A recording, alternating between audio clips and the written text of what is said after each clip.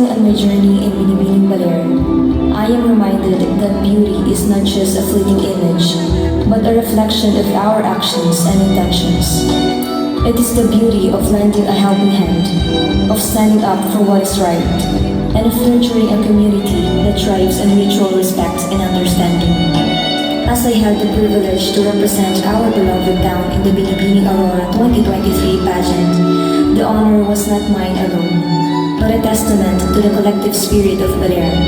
It is with immense pride that I wore the sash of Baler, sharing our town's rich history and diverse culture on a larger stage. This journey could not have been possible without the unwavering support of each and every one of you.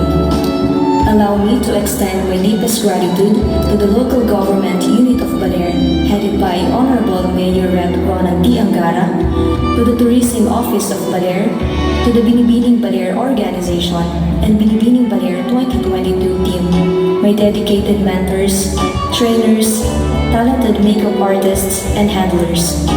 Your unwavering support, guidance, and efforts have shaped this journey into an unforgettable experience.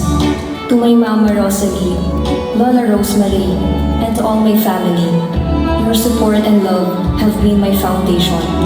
You have stood by my side through every challenge, cheering me on from the sidelines and being my pillars of strength. To my friends and the countless individuals who stood by me, your belief in my journey has been a constant motivation.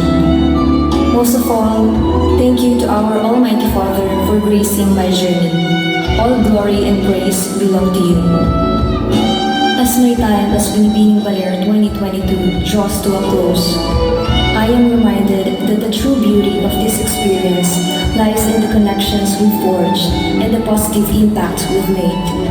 I want you to know that I am not simply relinquishing a title. I am embracing a new phase of this journey.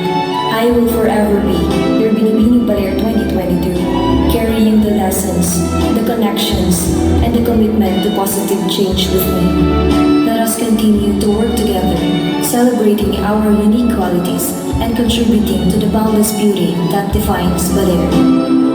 With a heart full of gratitude, this is Kyle Aubrey Mendez Escobar, your Binibining Baler 2022. Reflecting on my journey in Binibining Baler, I am reminded that beauty is not just a fleeting image, but a reflection of our actions and intentions. It is the beauty. Para sa NSK News ng NSK TV channel, Narciso ko reporting. Of lending a helping hand, of standing up for what is right, and of nurturing a community that thrives on mutual respect and understanding.